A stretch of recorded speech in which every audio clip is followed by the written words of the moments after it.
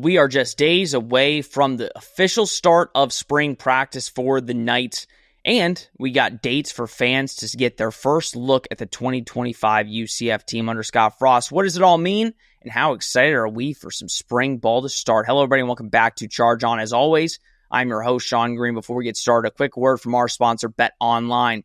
Bet Online is the world's most trusted betting platform and your number one source for online betting in 2025. Whether you're a seasoned fan or a first-time bettor, BetOnline is your ultimate game day companion. With a large selection of odds on everything from NBA and college basketball to the NHL and UFC, BetOnline continues to be number one sports betting source. From every three-pointer to hat trick, BetOnline has you covered with odds, stats, and more for every game, every play, and every win. BetOnline, the game starts here. We're back. I made an error. I assumed spring was starting this week. I'm going to be honest. That one's on me. I heard something weeks ago that spring was going to start this week. It did not. It's starting next week. And Nick Geddes joins me.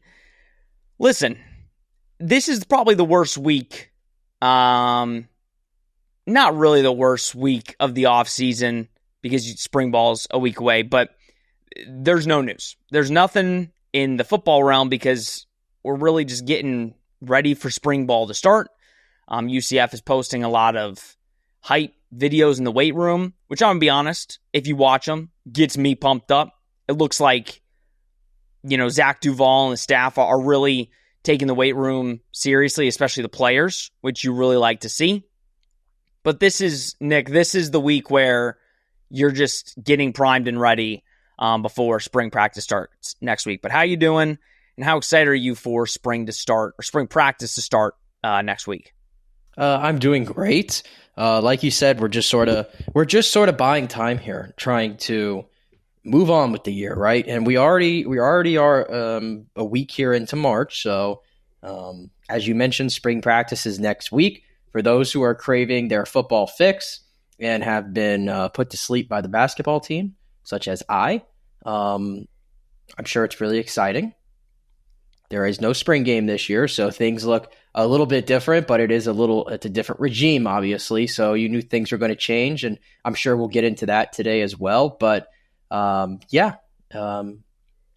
much else to say. Like you said, it's been we had so much going on. I felt like there for 2 months, and then we just sort of reached a screeching halt after the signing period ended. Yeah, and I feel like it's kind of the same with UCF fans too. Like UCF fans, this is the common time that UCF fans kind of take their break, kind of die down. Not much news happening. Spring ball picks up. Well, we had the biggest thing we had was the whole ticket debacle thing that happened. What was that, like a week ago? It's been now? Yeah, we didn't even talk about it. Yeah, that whole debacle on social media. I think that was the big news of the end of February. Yeah. And that lasted about 2 days. And Terry Mahajer did some damage control and then came out and put it all to bed. And we can kind of talk about that when we talk about the spring practices that are open to the public. We'll get to Johnny Dawkins and the basketball team later. The UCF baseball team, killing it. Hell yeah. They're keeping fans engaged in the UCF athletic space because you don't get it from women's basketball. Their season is done. Might be looking for a new coach. Men's basketball had a good win a couple nights ago against Oklahoma State. Darius Johnson, what a final game inside Edition Financial. But we'll talk about Johnny Dawkins and his future in the second part of the show. But let's get to some football. I'm going to be honest, these next couple years, Nick, are going to feel weird. Not just because it's like Scott Frost coming back, brand new team, brand new players. You've got the construction going on, which is kind of one of the main reasons that they're saying that they're not doing a spring game this year. Construction's hard at work. I mean, if you look at some of the pictures that people release seems like every other day, construction is moving quick. Now, it's not going to be completed until end of the 2026 season or before the 2026 season. I think it's before the 2026 season, but it's going to feel weird for the next couple of years. And one thing that's been very weird this season, or this off season, I guess, is the number of programs that are canceling the spring game, that are not having a spring game. And a lot of the reason has been said that with the tampering that's going on in the college football landscape, with other teams scouting players at the spring games and all that, that a lot of teams are not holding spring games. Now, UCF was kind of ahead of the trend a little bit this year. They announced it pretty early on. They would not be having a spring game. They announced this basically almost a month ago. And fans have been curious and wondering what was the alternative. And it kind of seemed that there was going to be many chances for UCF fans to come get their first glimpse at the 2025 team. Well, just a couple days ago, UCF announced that would be the case, but it's maybe not as many days as fans expected. This is according to UCFnights.com. UCF football is thrilled to announce two exciting opportunities for fans to experience the action up close this spring. The spring football open practices presented by Night Pass will take place at FBC Mortgage Stadium on the following dates. Saturday, April 5th, 10:30 a.m. to 12:30 p.m. inside FBC Mortgage, and then Friday, April 11th, from 6 to 8 p.m. inside FBC Mortgage Stadium. Due to ongoing construction projects and stadium preparations for the upcoming season, accessibility and capacity will be very limited. So UCF Athletics is asking fans planning to attend to use the RSVP link that they have listed. We'll link it for those of you that want to attend and just don't have access to the article. We'll put the RSVP link down below. But Nick, I want to get your thoughts. I'm going to give my thoughts really quick. All right. I was expecting... Listen, there's a lot of hype for this upcoming season. Us in the media, we're going to get a lot of access. And by a lot of access, we're probably going to get to watch players stretch. We're not going to get to really see a lot of plays or drills or nothing like that at the beginning of practices. We're going to be getting a lot of insight from players, all that good stuff. But one of the things about spring ball is it used to be, especially with UCF, if you remember in the Dylan Gabriel time, especially Gus's first year, they opened practices especially during that COVID time. Fans had a lot of access, and then it kind of dwindled throughout the years. But fans always knew, especially like last year, right? There was no open practices, but we got spring game. We got Knights versus Knots for back-to-back years. There was kind of a hypeness to that upcoming spring game. So, not to say that I don't think fans should be grateful for the two dates, and I think fans are going to be excited. There's a lot of hype going into the season. But I do think there was I was expecting them to give like 4 dates. I was expecting like 4 open practices for fans to attend.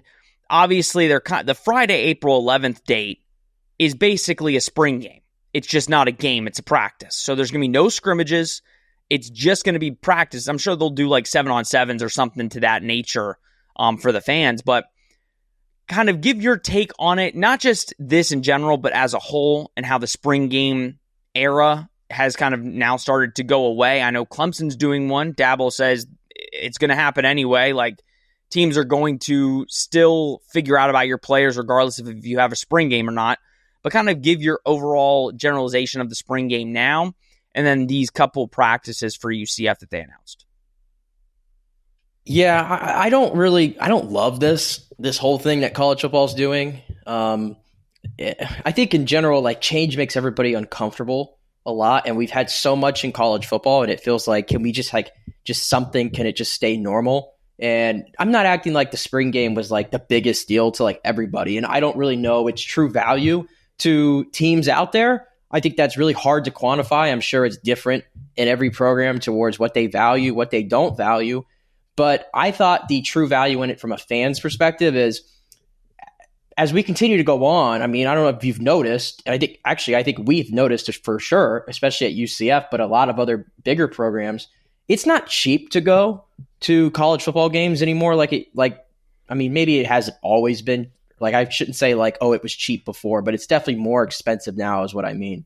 And, from September to November, right? And I feel like the spring game was always a good opportunity for those who don't have the money to afford that and take the family to the stadium during those games in the fall. Hey, we can go to the spring game. It's our chance to see our team in the stadium. We get to sit somewhere that, we wouldn't be able to afford to sit during the fall, right? And it's just sort of I always thought it was sort of like a showcase for the fans, for your diehard fans, right? And for the players themselves, like there's a lot of guys on these rosters across college football that aren't going to get a chance to suit up in the fall. Like that's just the reality. And so I always felt like the spring game gave them an opportunity to play in front of fans and play in like a live game situation as close to it as possible, right? I think that's where the value is in the spring games. And so I feel like we're losing that a little bit by taking it away at all these programs. But again, they're probably looking at it from, okay, how does this help us? You know, is this valuable to us? And like I just mentioned, for some programs it is, some programs it's not. But I think the fans sometimes get left behind a little bit by not doing the spring games. And then that brings us to like the 2 open practices. Like you said, I felt like if we're not doing a spring game, maybe we would have had a little bit more open. But you know what? College football has always been very protective, I guess, for lack of a better term, of its practices, right? And there's only 2 going to be open to the public. So for those who are lucky enough to get there, then that's going to be great. For those who can't, it sucks. But again, change is uncomfortable. So maybe that's just part of what it is now. But it seems like that's going to be the standard moving forward since so many programs are doing it. Yeah, and I don't want to sit here and I'm not poo-pooing on the decision that UCF made. Like at the end of the day, it's not just them. No, and it's not their fault. This is technically more than what UCF fans have gotten in the past couple years around the spring game. Like, you know, especially the last couple years with the, you know, they basically played a half of football and then the second half was more like games and competitions. I know that's fun for the fans, but at the end of the day, I think they were just trying to find ways to be innovative. Not that it didn't work out. I think it was fun for what it was. But I also think, Nick, you look at the spring game last year, and we all like to say, like, oh, like, you can't look at the spring game. Like, we watched KJ Jefferson in the spring game last year, and we're like, oh, listen, we can't look at the spring game. And then it was a very good representation of what you got in the fall. Boy, was it ever. So I think there is a little bit of disappointment, maybe just on my side, but I'm on a lot of fan side that I've heard that they're like, listen, like, we wanted to see these guys in action. We want to see them kind of suit up and play a couple snaps, see what this Scott Frost offense, see what this new look defense kind of looks like a little bit before we head into fall camp in a lull in the college football kind of schedule. That's like the negative. The positive is fans are going to get 2 opportunities in the span of a week, because April 5th and April 11th. So in 1 week, you get a chance to go check out the Knights in their practices. Here's also what I'm kind of not worried about, but I want to maybe set fans' expectations a little bit. If you're going in, if you guys remember the practices from many years ago, again, with the Dylan Gabriel era, it was the first year under Gus. It wasn't like they scrimmaged. Like I said, you might get 7-on-7. Nick, we talked about it, how schools are making an emphasis to not do spring games because they're trying to protect what type of players they have on the roster. They're trying to protect if there's a guy that they don't want other teams to know about to, you know, get tampered with and potentially leave, then they're not going to show them in a spring game. With that being said, with these 2 spring practices, I don't think they're going to be scrimmaging basically at all. I think it's going to be a lot of drills. It's going to be a lot of simple football practice stuff. How does a spring game, which is like, I mean, like I said, like it's a glorified practice essentially, right? It's a fancy practice in some respects, right? Yes, but you do play. Yes, I understand you play, but I just feel like that idea that the tampering thing, it just seems just nonsense to me. Like, you mean to tell me that these teams don't know who these players are? They don't have some sort of scouting on these players, and that this one, you know, these few hours out there in that setting is not going to stop a coach from coming after. I mean, I feel like that's just overthinking it, honestly. Oh, I 100% agree, but I'm basing this off of the way that it seems like these coaches around the country are taking it. They're taking it as, we don't want to do a spring game to elicit even more tampering than there is. Say this one kid goes off. Because, like, I think what basically they're trying to do is, if one kid goes off that maybe some of these schools didn't know about, they kind of are able to do more research, and then they're like, oh, we like this kid, and then they can go steal a kid that they didn't even know about. Obviously, like the John Walkers, for example, a spring game doesn't necessarily matter, because at the end of the day, they're still going to try and tamper. They're still going to try and get that player to flip, right? But it's maybe the unknowns or the lesser players that maybe go off in a spring game. Staff does some research at other schools, and they're like, okay, we want to kind of go in on this kid. I think that's more so what coaches are maybe worried about. But that's why, do I think it's kind of stupid? Yes, people are going to tamper anyway. What I'm saying is, for fans' expectations, maybe I'm wrong on this. I have no idea what their plan is for these two practices. All I'm saying is, especially the Friday, April 11th from 6 to 8 p.m., that would be the spring game slot. That is the spring game slot. They don't do practices at 6 p.m. at night for fans to go check out. That would usually be the spring game. I don't expect them to do a 11-on-11 scrimmage at either of these practices. Again, I might be wrong, but I just want to set fans' expectations that might think, oh, like they're gonna run some scrimmages and we're gonna see these guys in action. I think it's gonna be very cookie cutter spring practice. You're gonna get to see the players. You're gonna get to finally get your first look at them. But I don't expect any actual maybe a 7-on-7. Do you think I'm wrong on that, Nick? Or maybe I'm overthinking it. But do you think we'll get some 11-on-11 in these open practices? Maybe a little bit, but probably mostly 7-on-7, I would say. Yeah. I mean, I hope you give it. Might be disappointing. But I know everybody wants to see the quarterbacks. They want to see them throw. Hopefully we'll get to at least hopefully the media will get to see. I mean, when I used to go to some of the practices under Gus back then, trust me, the quarterback, they always had the quarterbacks as far away from the media as possible, to where you couldn't even really see them at all. It was so designed, Got to bring binoculars to. Yeah, no, literally. Yeah. Well, we will see. But guys, what do you think on the open? Are you going to attend an open practice? Again, it's April 5th, April 11th. If you want to RSVP for one of the dates, link is down below. Again, reason they're doing this is with all the construction going on around FBC Mortgage. They're trying to get an idea of how many people are coming, what needs to be done. I would strongly recommend you go. A lot of new players, a lot of new faces. If you are a hardcore UCF fan, these are two opportunities to see it. And even though I expected more, and I'm sure some UCF fans expected more, you have to be grateful that you get multiple opportunities to see it. Don't you feel by the way, not to go on and on and on with this topic before we move on, but real quick, don't you think with okay, even though I think most realistic people would probably tell you that chances are UCF is probably going to finish under 500 next year, right? Mm-hmm. Yeah, I think you would agree with that, right? Most UCF fans are there. I said I'm at 500, but yeah, good chunk. Okay. Despite that, because Scott Frost is back, because Mackenzie Milton is back, because all this sort of reunion is taking place, I feel rejuvenated buzz. A renewed buzz, right, within the fan base. If they had held a spring game, sold out, correct? I wouldn't say sold out, but maybe not sold out. But I feel like they would have done numbers. Yeah, they would have if they had done a spring game. That's why I'm intrigued about. But then again, I don't know what the whole the situation with the stadium and whatnot. I don't know how much of a role that played into it.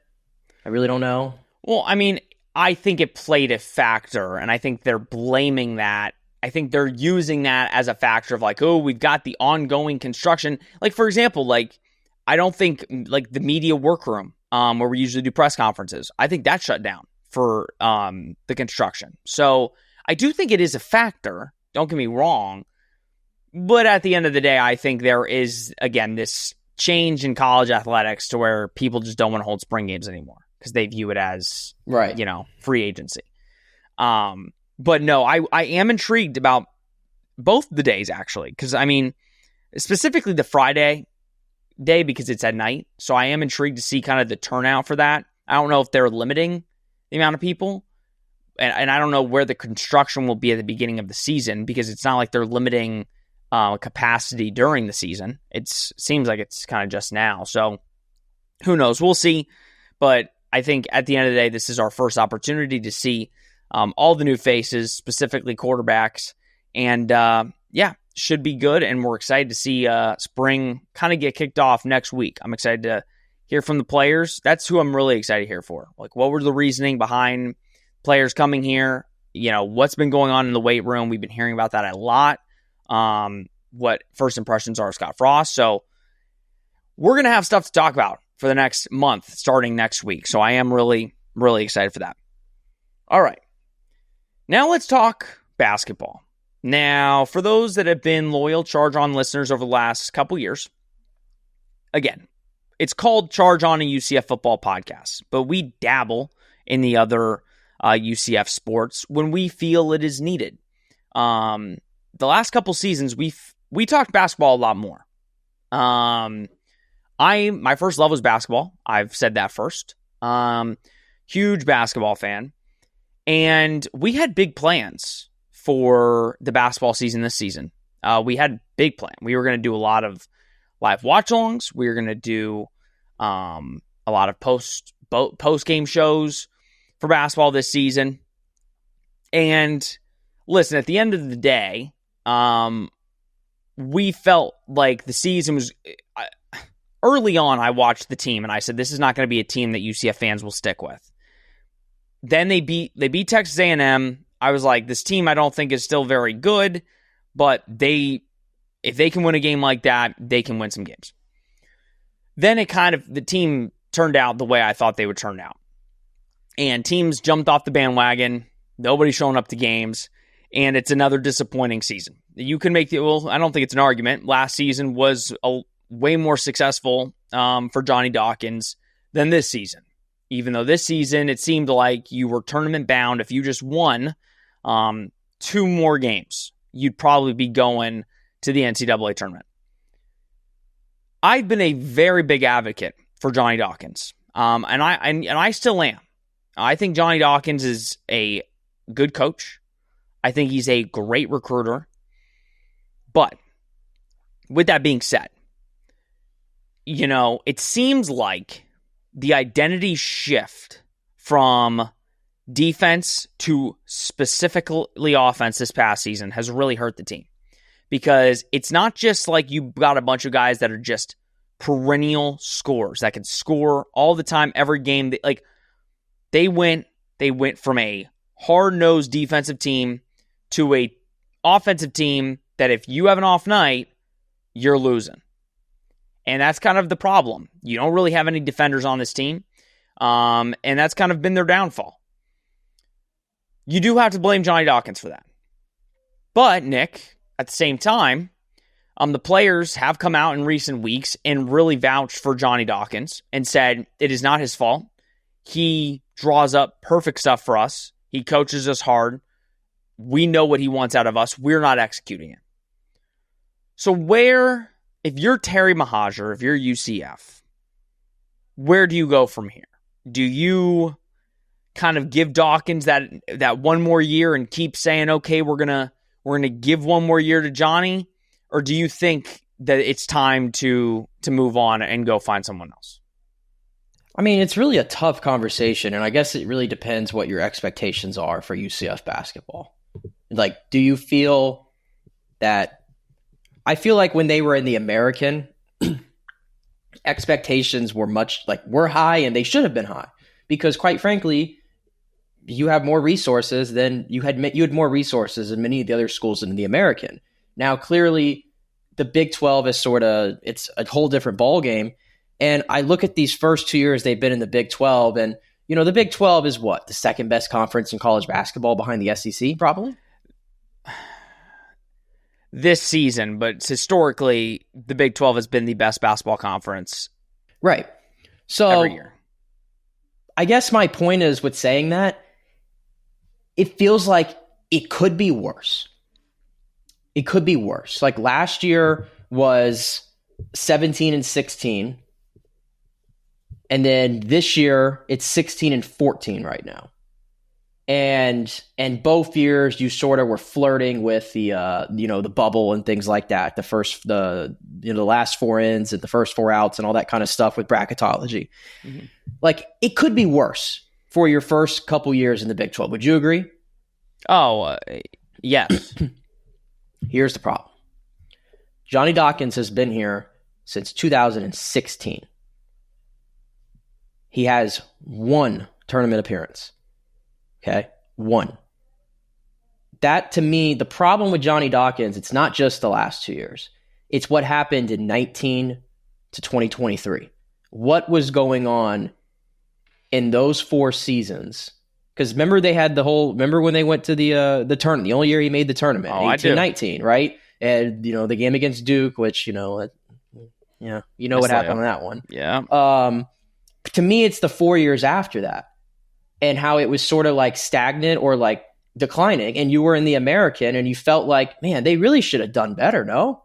Like that to me, combined with what you have now, it just seems like it's very stagnant. Is that probably a good way of putting it? It feels stagnant. Yeah. Yeah, that's sort of the way I feel about it. And I don't like, it sucks because beginning of the year, like I remember when we were talking about the Texas A&M game, and I said, man, I had such FOMO watching that at home. It felt like it was such a great atmosphere in the building, and you vouched for that. Everybody that was there was vouching for that. And it looked like it was going to be like maybe, hey, a better season, and they're going to contend for the tournament. And they kind of did for a little bit. But then we get into the middle of Big 12 play, and they had, the 7-8 game losing streak right in the middle. And all of a sudden, you go on Twitter and you see the crowd shots before the game. Like, remember the Iowa State game where it was like all red in the entire building? And it's like, ugh, back to that. So again, it depends on what your expectations are. Like ultimately for UCF basketball, I feel like it could be worse in the Big 12, but when you combine everything that happened towards the end of the time in the American, it just feels stale right now. Yeah, it's tough. You see kind of, it's very similar, Nick, and not so much what he's done here, because I'm going to say Johnny Dawkins is kind of like Gus Malzahn right now in terms of Johnny Dawkins has done more here than Gus. But, you see kind of the players that Johnny Dawkins is bringing in recruiting-wise. And, you brought in Mustafa Chiam, who was the best center in the 2026 class, reclassified, so he was able to play this season. And kid's going to go to the NBA. I mean, I hope he doesn't go this season, but he's a stud. And then you see players that, are coming on official visits now, and they're top players coming up, and you're like, okay, like Johnny Dawkins recruits, and we've known that about Johnny Dawkins, and he's able to bring in transfers, but kind of that it hurts him too, because especially this season, it's a brand new team. And I get it, like the best teams in college basketball, they always bring in a bunch of freshmen and they go to the NBA, right? But I think, especially in the Big 12, you don't really see that as much. In the Big 12, you do see kind of sustained teams where they kind of grow throughout. It's not like the ACC. And that's a positive, right? Like the Big 12 is good because the teams grow. And you don't need to be like the Big 12 teams. You can replace your team every year with transfers. You can really replenish with some top freshmen. But with that being said, you haven't had a positive record in your conference since the 2018-2019 season. You've been under 500 in your conference games since 2019. I think last year, you look at the wins, you obviously beat number 3 Kansas. You had some big ranked wins. You beat Texas. Like you had some big wins last year. And this season, you beat Texas A&M. That was great. You beat Texas Tech, and that is now looked at as a really good win. But you look at the season, and the losses that you had this season, you wouldn't have had last year. And you wouldn't have gone on an 8-game losing streak. And everybody looked at you as a tournament team. you could have been a tournament team. You're what, 17 or 16 and 14 right now? If you were literally 19 and 13, you're in the tournament. Like, you were in that first 4 in for like 2 weeks straight, and you were they lost 4 straight and they were still in the last 4. I mean, doesn't it feel like if you were like pinpoint a moment where it felt like things flipped, like, isn't it easy to say, well, when they lost by 50 points at home to Kansas? Well, yes, but if you look at... they were able to rebound, and I know they beat Colorado right after. Beat Colorado, lost to a good Arizona team by 8. Lost to an Arizona team, good Arizona team. Then you beat Arizona State, and then you play Houston really, really tough. If you win against Houston, maybe it changes things. Maybe the Kansas game, like that Kansas game, granted it was awfully reffed, but you lose to Kansas at Kansas by 4, a game that you should have won. So it's like it's kind of that like balancing act where, you know, is Johnny Dawkins the right person to take UCF forward to the top of the Big 12? But I'll ask the same question now that I asked last year. If you're going to replace Johnny Dawkins, who do you replace him with? And that's the question. Like, you have to have a better option. You can't go and you can't lose your head coach and then try and rebuild with some like up and coming, like not a guy that anybody really knows. You need to get a guy that can come into the Big 12. Don't forget either. They gave him a contract extension. Yeah, but I don't think it was past June. I think it was like a 1 year. I think it takes him through the 2026, 27 season.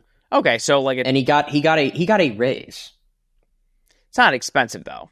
I know in the grand scheme of things, the grand scheme is cheaper. I understand the grand scheme of things, it's low. I'm just pointing out. You just told me the stat right there. You just told everybody the stat right there, the numbers, that they have not had a winning year in their conference since 2018-19, and yet we're getting contract extensions, we're getting raises. Like, I mean, it doesn't all compute. It really doesn't. No, and that's why it's hard, because like last year I said was technically a success, just like UCF football, not last season, but the first season for UCF basketball was a success. Because we thought they were going to get boat raced. Every game we're like, that's what I'm saying. It could have and should have probably been way worse. Yes. But this season was far more of a disappointment because you got some big wins and it seemed like everything was going on the up and up, but you built the team wrong, where didn't really have center depth, didn't have really good / great defenders. You had really bad defenders that made the team worse. And if you weren't good on offense, you were going to get blown out or you were going to lose the game. Yeah, Keyshawn Hall, save us. Yeah, so it's like, if you're looking at the games, like they lost to BYU by 6. Okay, you lost to Cincinnati by 10. Baylor by 15. Lost to Iowa State, got blown out the first time. Second time, lost by 12. Lost to Colorado, which was probably the worst loss of the season when you think about Colorado's won 2 conference games. They're 2-17, and they beat you. And yeah, when you look at the teams that UCF has beat in the conference, because right now they're 7-12 in the conference, Nick. 3 of the wins that they have in the conference are against Oklahoma State, Arizona State, and Colorado. Those are the teams that are worse than them, that are the bottom 3 in the Big 12. So that's where it is a struggle. And think about this. I think here's the thing that I struggle with too. Think of like, take out Mustafa from the equation. Take him out of the equation. Keyshawn Hall, senior. Well, no, Keyshawn Hall, he's baller for sure. Baller. But Keyshawn Hall, senior. Darius Johnson, senior. Jordan Ivan Curry, senior. Alan Coleman, senior. Okay, Jalen Sellers only played 3 games, senior. You have a senior roster at most of your important spots, and this is what it sort of led to. And now it's like, well, all those guys, as far as I know, are all gone, right? They don't have any eligibility. I don't know if they've got college basketball. I'm not always up to date, but assume they're all gone. It's like, okay, well, it's another big turnover, right? I don't know. I think I think we all know Satia Messer, if she's not fired, I don't know what we're doing. But at the end of the day, guys, drop down in the comments. Do you think Johnny Dawkins deserves to be here next year? Or do you think it's time to move on? I'm going to throw this out. Just kind of, there's only one coach that I would, if he says I'm interested in this job, that I would say, okay, Johnny, appreciate you, but we're going to move on. And that's Rick Pitino. If Rick Pitino, why would he leave St. John's? Listen, he wants to join the big boys in the Big 12. If he's like, listen, I want to go down to Florida and coach up the Knights, I want to go to the Big 12, then you get rid of Johnny. But as of right now, I don't think. I get, call me stupid and naive, but I would give Johnny an extra year. See, I feel like if I'm moving on from Johnny, I would try to do what Miami just did. That's what I would try to do. Want to go hire like a Duke assistant? I would try to find a young up and coming assistant, or I would go the route of smaller school, a lot of success, maybe a tournament guy, kind of how like Todd Golden did, and then he landed at Florida, a lot of success there. Like I would go that route. Like I would not like none of like the big names would like excite me. I mean, Rick Pitino wouldn't excite you. I shouldn't say that. Rick Pitino would excite me. Mike Bray would not excite me. Let me just okay. Yeah. I get that. All right, drop in the comments down below. What do you think? Let us know. We'll be probably talking a lot more basketball in the coming weeks as news comes out and stuff like that. Do we have to go through another couple coaching searches? Yeah, it's fun. It's fun. I wish it'd be more fun talking than winning, but, we'll see. We'll see if they can finish strong and maybe get into a postseason tournament or something. But, Nick, any final thoughts before we close this one out? Go UCF baseball, man. Real saviors, man. They're the saviors. Spring practice, Tuesday. And we will have an episode next Friday, kind of detailing everything we've learned next week in the first week of spring practice. Should be a lot of fun. Should learn a lot. So excited for that. All right, thank you so much for tuning in. As always, please like, subscribe, comment, share. Do all you do. We greatly appreciate it. 40-minute episode on these two topics is criminal. We apologize, but if you made it this far, we appreciate you. All right, everybody, this has been Charge On, presented by Bet Online. We will see you next week.